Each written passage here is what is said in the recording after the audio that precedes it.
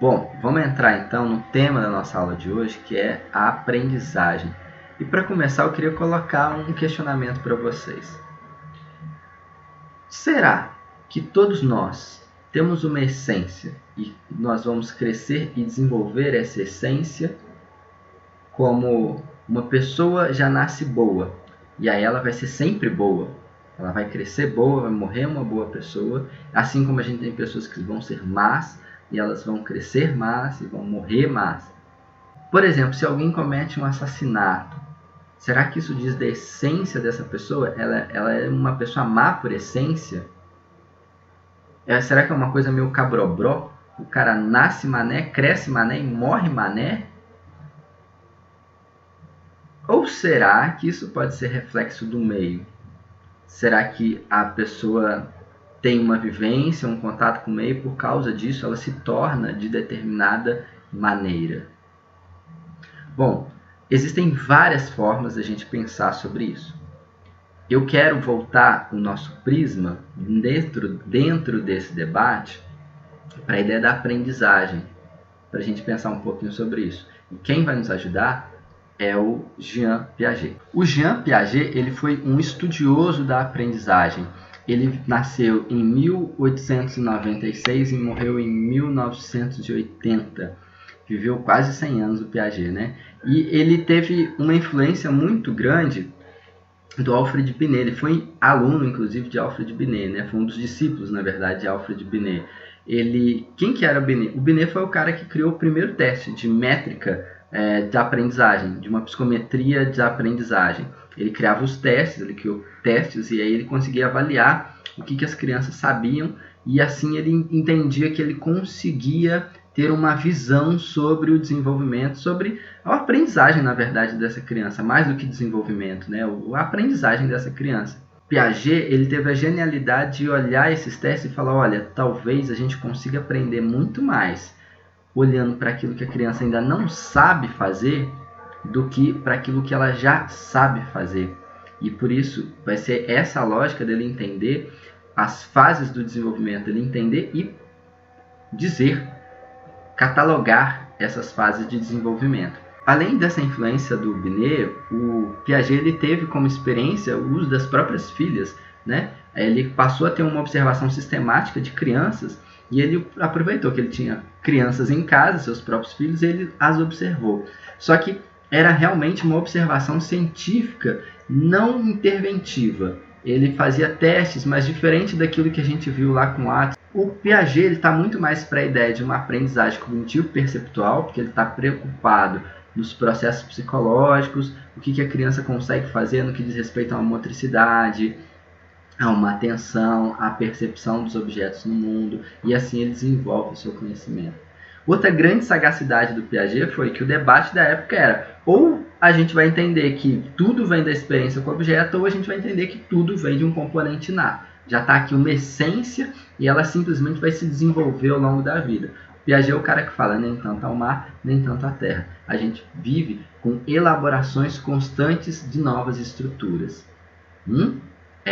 Para ele, a ideia de uma aprendizagem, o conhecimento, a inteligência, ela vai vir da interação do sujeito com o objeto visando adaptação.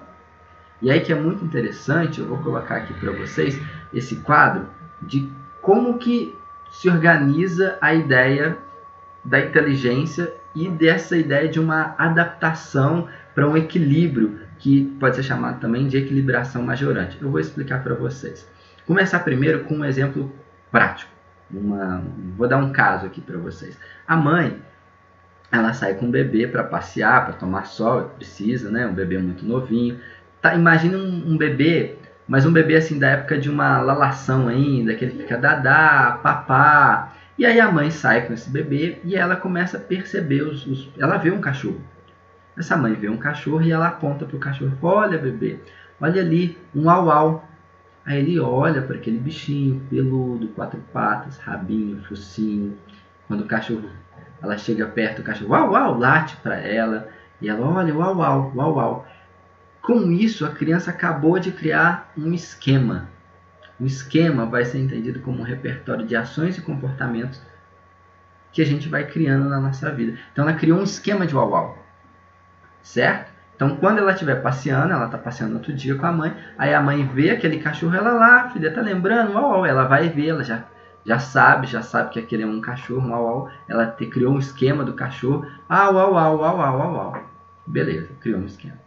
Aí a mãe vai andando com a criança, e aí ela vê um outro cachorro, não era mais aquele, mas a mãe fala, olha filho, um uau, uau, vamos supor que é um uau de outra raça, mas ele é parecido, porque ele tem 4 patas, ele é peludinho, ele tem um rabinho, ele tem um focinho, ele faz uau, uau.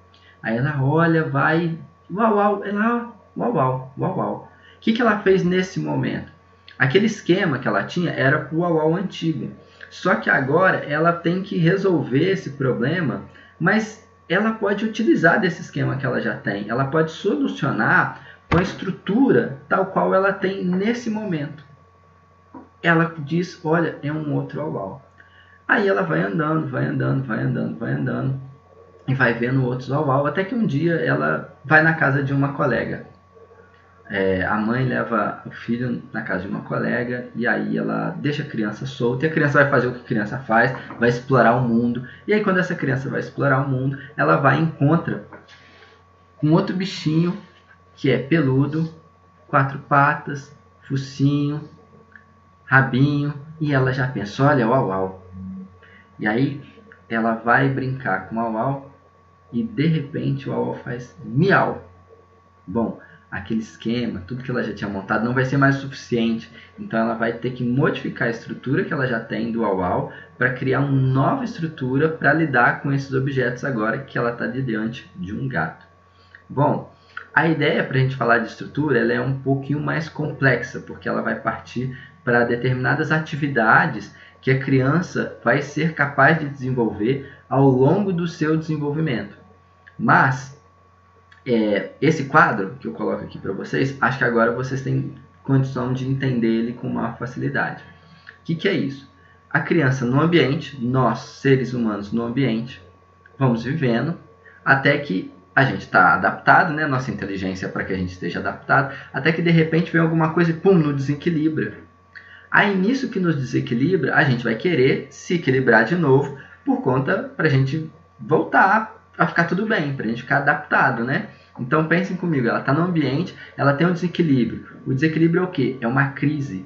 O que a criança tem de conhecimento, de repertório, de ação e de pensamento não é o suficiente para lidar com aquilo. Aí o que ela faz? Ela parte para uma adaptação. Essa adaptação vai vir ou pela assimilação ou pela acomodação.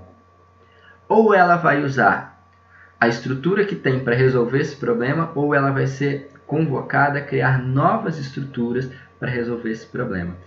Fez isso, resolveu? Ela volta para a equilibração. Isso é o que a gente chama de equilibração majorante. Então, o sujeito está no ambiente, ele desequilibra, entra em crise, aí ele vai tentar se equilibrar, seja por assimilação ou acomodação. Feito o reequilíbrio, ele é o que a gente chama de equilibração majorante. Então, vocês percebem por que é importante vocês se questionarem sobre as atividades, vocês pensarem sobre os conteúdos que vocês aprendem? Porque somente na hora que tiver um desafio que você desequilibra.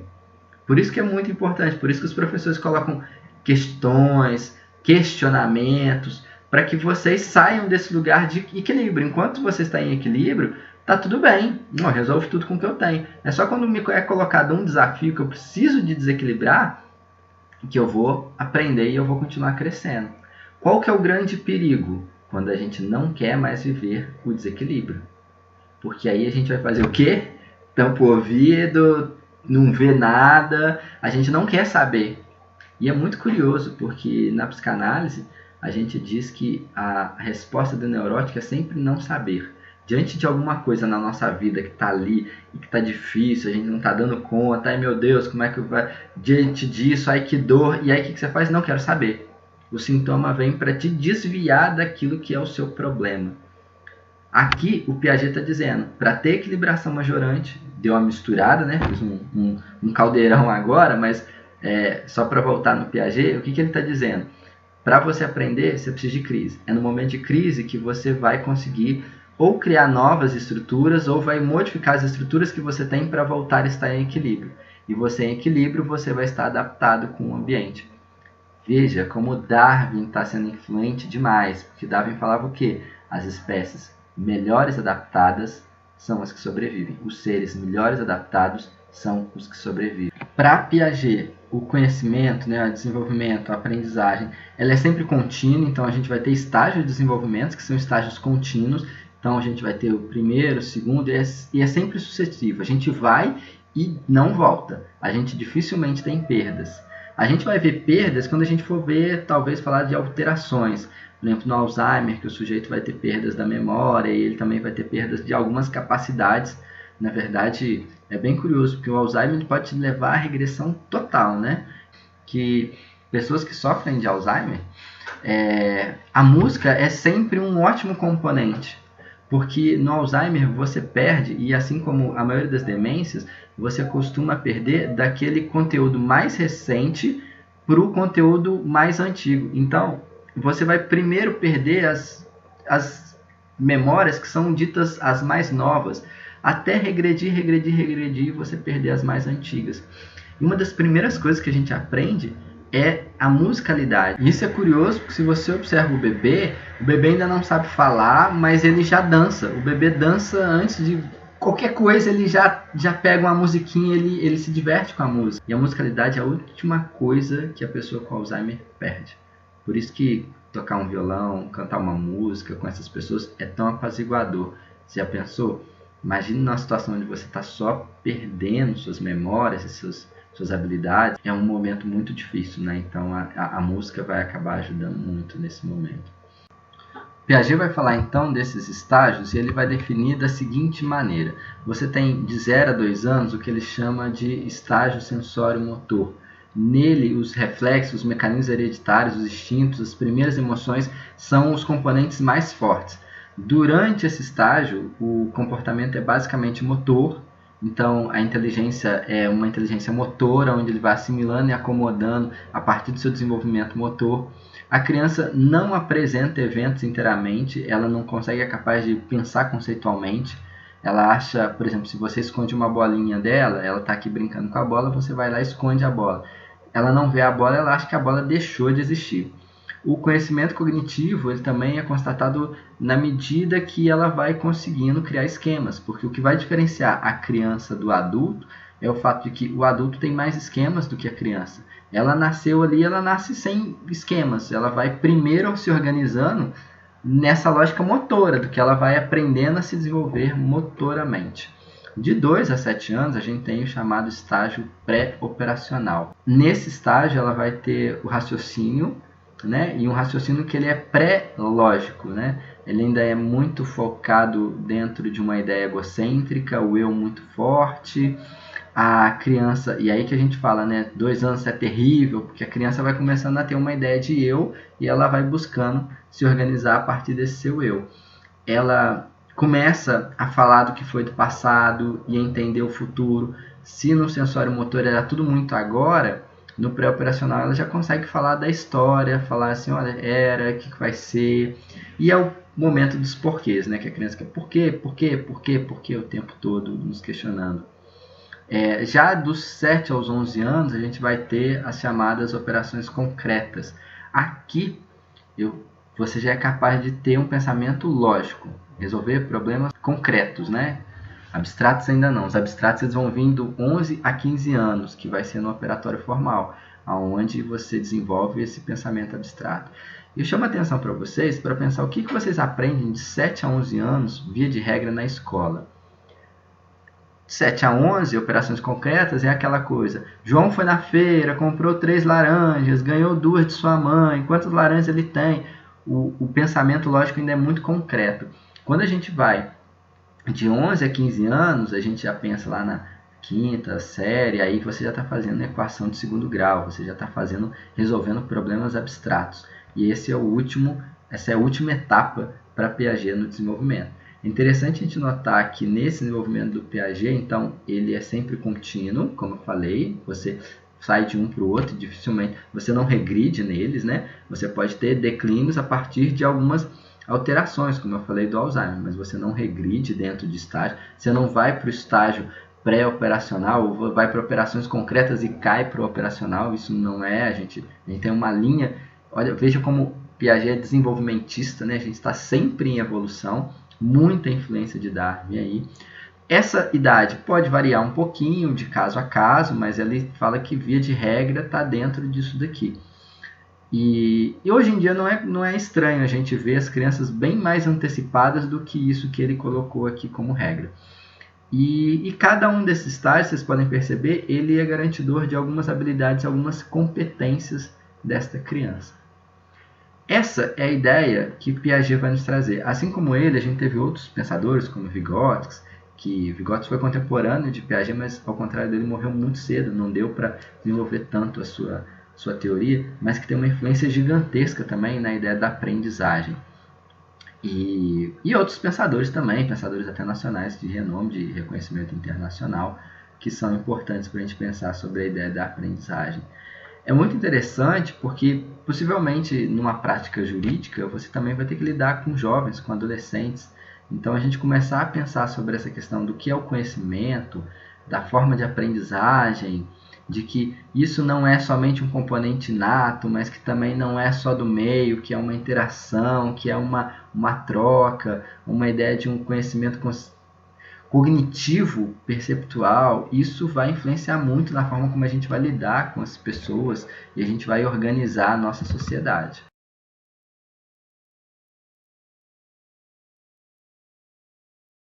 Pois bem, o que eu quero me debruçar com vocês hoje é a ideia de um condicionamento, de um aprendizado comportamental.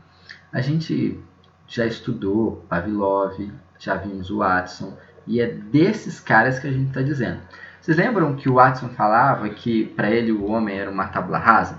O Watson, para quem não lembra, é aquele que fez o experimento com o ratinho, né? Mostrou o ratinho, o bebê, o Little Albert, nem aí pro ratinho. Aí depois ele começou a apresentar o ratinho junto com a paulada. E aí ele começou a associar. Entrava o ratinho junto com a paulada. O bebê assustava, viu o ratinho. Até que um momento ele apresenta só o ratinho, nem dá a paulada, mas ele já tinha associado o rato à paulada. E aí ele ficou com medo do rato. Bom, quando ele fala que o homem é uma tábua rasa, o Watson está dizendo: não tem essa de componente inato, porque eu consigo fazer com ele o que eu quiser. Percebe? Olha a diferença dele para Piaget. E ele fala: a psicologia tem que ser em cima disso, porque a gente tem que fazer um trabalho prático da aprendizagem. Então, se a gente quer ensinar, a gente tem que, e principalmente, ensinar de forma que impacte o comportamento do sujeito, a gente tem que fazer um estudo de condicionamento. E ele nos abre as portas para o condicionamento respondente. Bom, primeiro vamos lá, vamos pensar direito o que é essa ideia de condicionamento. Condicionamento, ele diz dessa aprendizagem por associação. Só que não pode ser uma coisa assim de um dia só. Por exemplo, ele fez aquilo com o Albert um dia chorou com o rato, no outro dia não estava nem aí. Não. Na verdade, a aprendizagem comportamental ela tem que ter um impacto na experiência que modifique o comportamento de forma relativamente duradoura. E aquilo tem que se perdurar durante um tempo. Só assim a gente pode chamar de aprendizagem comportamental.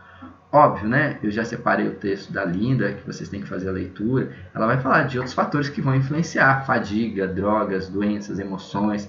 Mas o Watson está assim: se eu conseguir controlar o ambiente, eu vou dar um estímulo e eu vou saber qual é a resposta que ele vai me dar.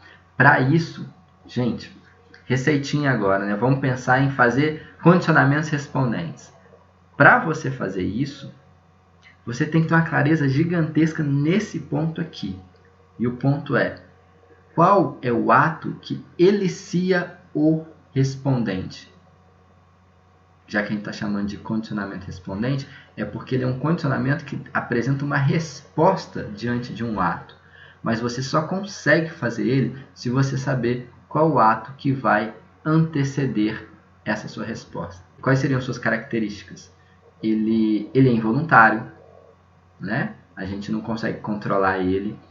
Ele de certa forma não é aprendido, ele é universal. As pessoas via de regra apresentam esses tipos de respondente diante de determinados atos. São automáticos, né? Então assim, ele está mais voltado a uma ideia de uma resposta do sistema nervoso autônomo. e sempre parece estar ligado a uma ideia de sobrevivência. Vamos para o exemplo prático. Se você está, de repente, foi na casa de um amigo e tal, e aí você vai e encosta sem querer numa chapa quente que ele tem lá, ele tem uma chapa na cozinha dele, você encostou na chapa quente. Ou você foi andar de moto e aí você não está muito acostumado, primeira vez você enfia a canela no cano de descarga. Você não vai ficar pensando, nossa, isso aqui está mais quente do que normalmente seria o agradável para a minha canela ou para a minha mão. Acho que é melhor eu tirar isso antes que isso me gere uma dor, uma queimadura que vai fazer com que eu não consiga utilizar minha mão ou minha perna, que me deixe mal. Você não vai fazer isso. Você vai tirar na hora. Porque esse é o respondente diante do eliciador do calor que foi colocado no seu corpo. Então, para você fazer um condicionamento respondente, primeiro, qual é o ato que elicia o respondente? Não são todos os atos da nossa vida que têm um eliciador claro. Por isso, esse tipo de condicionamento só vai funcionar para quando você tem um respondente. Então, por exemplo, o barulho de um tiro, a gente estremece. Bom, então o tiro é eliciador de uma resposta que é estremecer. Legal. Se alguém der um pisão no seu pé, uma dor, você vai tirar o pé tentar tirar o pé de baixo, né? Então, o pisão é o eliciador da dor. Então, a resposta é você tentar tirar o pé. Se eu apresentar um prato de comida para vocês, vocês vão salivar, né? Porque a salivação é uma resposta diante da comida que daqui a pouco você entende que você vai comer. Então o prato de comida é um eliciador da salivação. Para fazer qualquer tipo de montagem de condicionamento respondente, você tem que ter uma clareza de o que é esse eliciador. Qual é o caminho para a gente ter um condicionamento clássico? Seria esse daqui. Bom, a gente parte de um estímulo incondicionado, ou seja, de um ato eliciador. O eliciador produz uma resposta que é automática. Então vamos fazer o seguinte. O choque dá uma resposta de estremecer. Vamos colocar um choque no braço e desse braço estremecer. Você reage estressado a esse choque, né? Você tira o braço, tu dá um choque no seu braço, você vai tirar o braço estressado. Tá, beleza. Quando eu te dou choque, o choque é o estímulo incondicionado e retirar o braço, fugir da dor, é a resposta incondicionada. Certa? Certo. Até aí, tudo bem. Como é que você faz agora para ter o condicionamento? Você vai parear, você vai apresentar junto a esse estímulo incondicionado um estímulo que a gente vai chamar de estímulo neutro, um estímulo que não tem nada a ver. Quer ver uma coisa que não tem nada a ver? A foto do Mickey Mouse. Então, eu vou te dar um choque e vou apresentar junto a foto do Mickey Mouse. Bom, se depois de eu fizer isso uma vez, te apresentar a foto do Mickey, certamente você não vai tremer de choque, como se estivesse tomando um choque ao ver o Mickey. Mas se eu fizer isso por várias vezes, esse estímulo que é neutro, que foi pareado ao estímulo incondicionado, esse estímulo neutro vai se transformar em estímulo condicionador, estímulo condicionado, e vai me dar uma resposta condicionada, que é o choque. Então, veja comigo. Primeiro, eu tenho um estímulo incondicionado, te dou choque. Resposta condicionada, tremer e tirar a mão de choque, né? Tem uma resposta estressante, beleza. Estímulo neutro, Mickey. Vou começar a apresentar o Mickey Mouse junto com o choque. Aí vou apresentando, até que um dia esse estímulo Mickey, que era neutro, eu vou te apresentar ele sem o choque.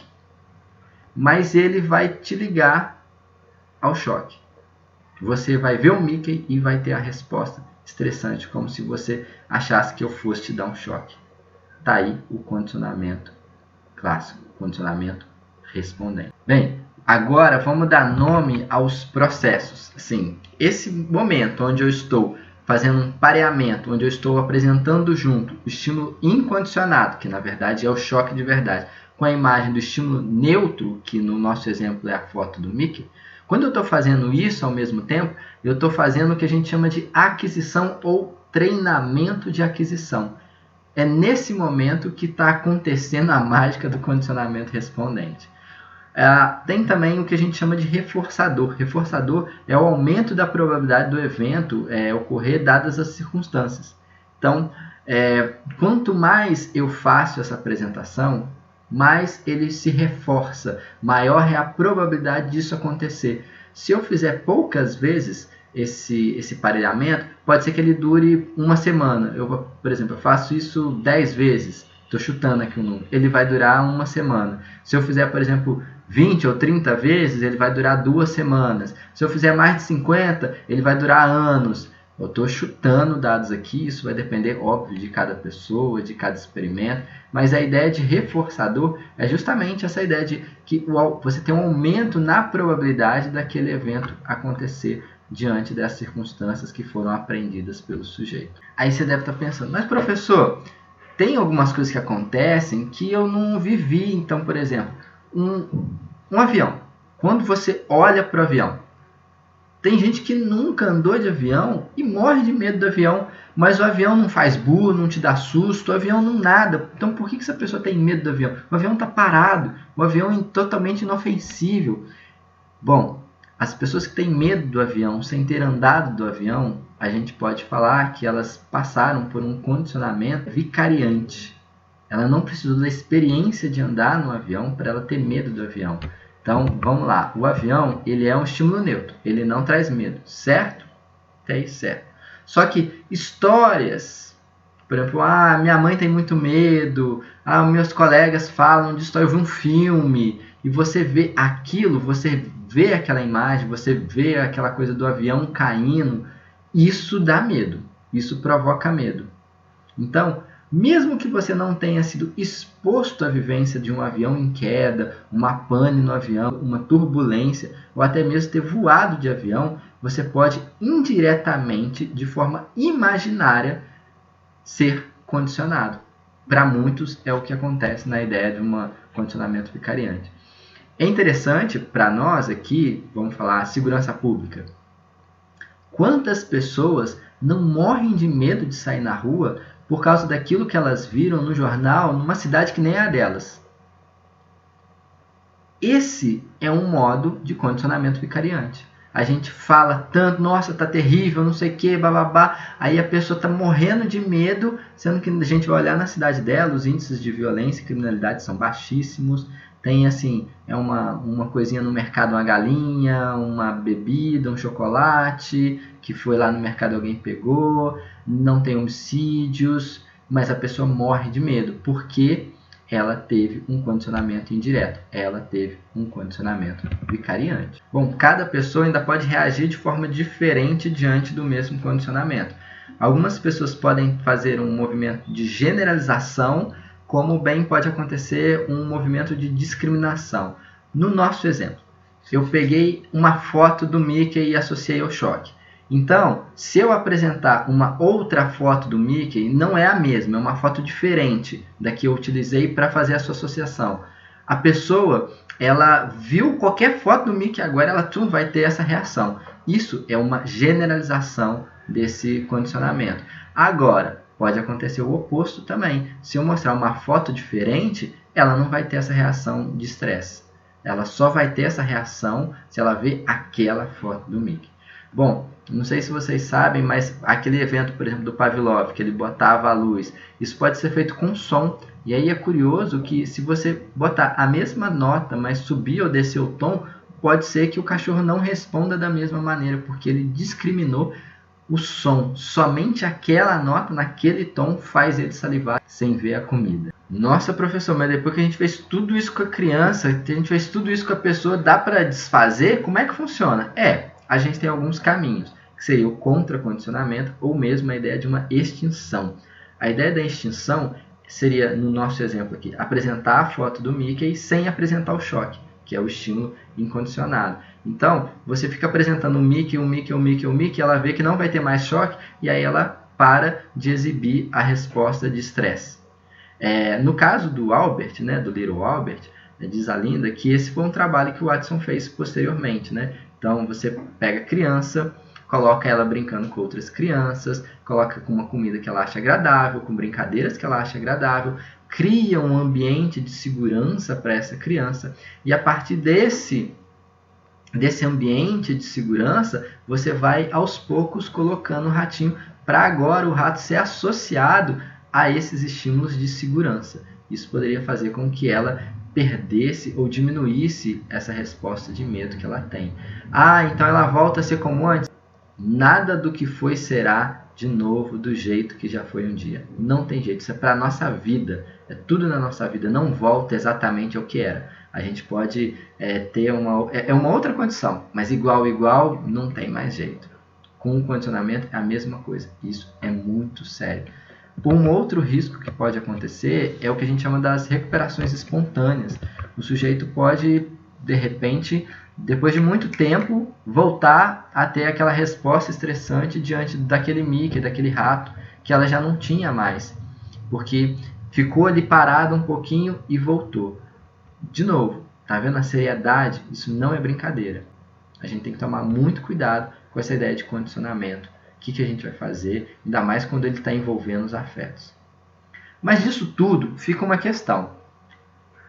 Vale muito bem os ensinamentos do Watson para os respondentes, que é aqueles atos que têm um eliciador. Mas e para outros atos que não têm um eliciador, como, por exemplo, levantar um braço, jogar bola? Tem vários comportamentos que a gente vai emitir que não tem um eliciador que vai dar aquele estalo e você começa a fazer aquilo. Que nem tudo que a gente faz na vida é um respondente. Tem coisas que não são automáticas, tem coisas que foram aprendidas e que eu faço por causa da minha vontade e não é de um automatismo. Como é que eu faço? Bom, para esses casos a gente tem o condicionamento operante, mas isso é assunto para outro vídeo que o Skinner vai nos ajudar. Então é isso. Espero que vocês tenham gostado, fiquem bem, se cuidem. Espero que vocês também possam colocar as dúvidas de vocês para que eu traga para cá e eu possa respondê-las. E a gente se vê nos nossos próximos vídeos. Um abraço, até mais, bons estudos!